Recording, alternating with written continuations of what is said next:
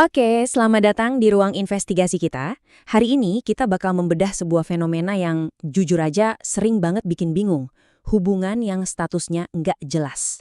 Tahu kan? Yang kayaknya pacaran tapi bukan. Mulai dari hubungan pelarian, sekedar pengisi kekosongan, sampai teman tapi mesra.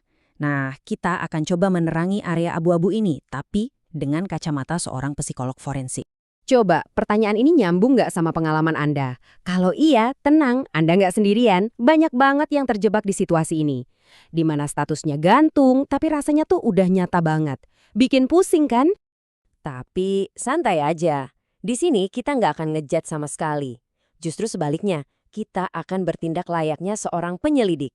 Kita akan bedah fenomena ini secara objektif, biar kita bisa menemukan kejelasan di tengah semua kebingungan ini.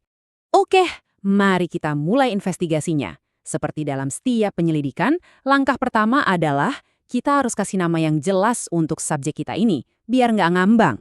Poin utamanya di sini, hubungan semacam ini tuh punya fungsi.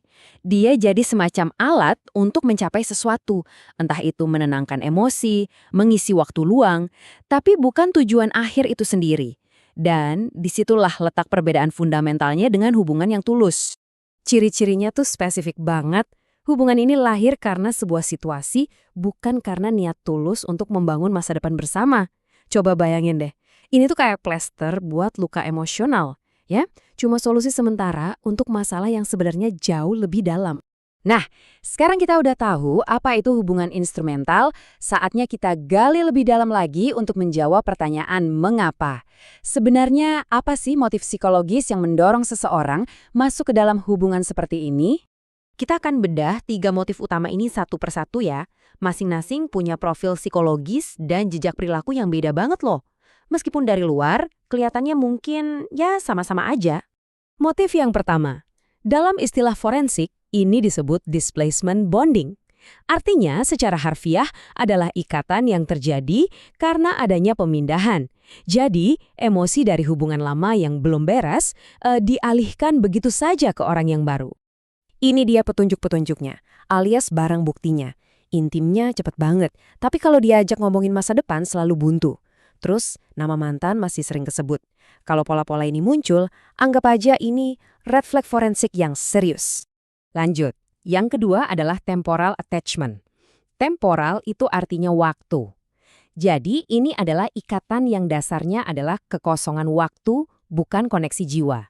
Sederhananya, orang ini hadir untuk mengisi jadwal Anda yang kosong, bukan untuk mengisi hati Anda. Coba perhatikan polanya. Apa dia cuma muncul pas akhir pekan atau larut malam? Apa dia tiba-tiba menghilang begitu dapat kerjaan baru atau lagi asyik sama teman-temannya? Ini udah jelas banget, ini gambaran kalau Anda itu cuma pengisi waktu, bukan prioritas. Dan yang ketiga, asymmetric emotional investment. Kata kuncinya ada di asimetris, yang artinya nggak seimbang. Mungkin di permukaan kelihatannya sama-sama mau dan adil, tapi kalau dianalisis secara forensik, hampir selalu ada satu pihak yang investasinya jauh lebih dalam daripada yang lain. Coba perhatikan deh, siapa yang pegang kendali, siapa yang selalu nentuin kapan dan di mana ketemunya, dan siapa yang selalu menghindar kalau ditanya, kita ini sebenarnya apa? Kalau interaksi terasa kayak transaksi di mana perasaan sengaja disingkirkan, nah, kemungkinan besar ada ketidakseimbangan yang signifikan di sana. Oke, investigasi kita berlanjut ke barang bukti berikutnya, yang seringkali justru jadi yang paling jelas, bahasa. Kata-kata yang diucapkan, atau yang justru nggak pernah diucapkan, bisa jadi sidik jari yang mengungkap niat sebenarnya. Kalimat klasik. Kedengarannya santai ya, nggak ada tekanan. Tapi kalau kita bedah secara linguistik, ini adalah cara yang sangat efektif untuk membuat semua pilihan tetap terbuka dan yang paling penting, menghindari tanggung jawab apapun di masa depan. Perbedaannya tuh kontras banget. Hubungan yang berkomitmen itu pasti pakai bahasa berorientasi masa depan. Kapan-kapan kita harus coba ke sana ya. Sementara hubungan instrumental ini fokusnya cuma di masa kini. Malam ini bisa kesini nggak? Ini bukan kebetulan loh. Ini adalah strategi linguistik untuk mengelola ekspektasi. Pola bahasa yang kayak gini kemudian menciptakan sebuah dinamika yang sangat khas, yang disebut para ahli sebagai approach avoidance loop, atau gampangnya lingkaran mendekat menjauh. Nah, ini dia polanya. Dia mendekat pas lagi butuh validasi atau keintiman. Tapi begitu ada tuntutan emosional atau pertanyaan soal status, tiba-tiba dia menjauh atau bahkan menghilang. Siklus panas dingin yang tarik ulur ini benar-benar membingungkan dan bisa sangat merusak secara psikologis. Setiap tindakan pasti ada konsekuensinya. Sekarang kita akan periksa dampak psikologis jangka panjang dari terjebak di hubungan semacam ini. Anggap saja kita lagi menilai tempat kejadian perkara setelah insiden terjadi. Ini adalah proses yang berbahaya dan biasanya terjadi perlahan-lahan. Awalnya, Anda jadi kecanduan sama validasi yang nggak konsisten itu. Terus Anda mulai menyalahkan diri sendiri. Apa yang salah ya sama aku? Sampai akhirnya standar Anda tentang hubungan yang sehat itu jadi kabur.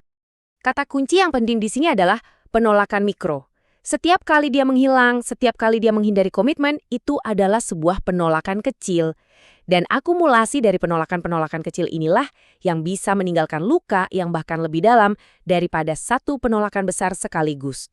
Setelah mengumpulkan semua bukti, mulai dari definisi, motif, bahasa, sampai dampaknya, akhirnya tiba saatnya kita memberikan putusan akhir dari investigasi kita ini.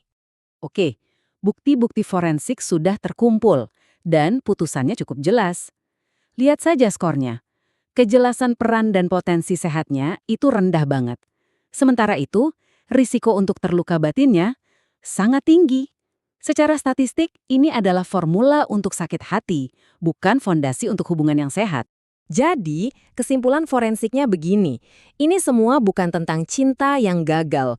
Ini adalah strategi bertahan hidup emosional yang menyamar jadi hubungan. Pertanyaan pentingnya bukanlah apakah ini salah, tapi apakah strategi ini benar-benar melayani dan menguntungkan Anda dalam jangka panjang? Dan hanya Anda yang bisa menjawabnya.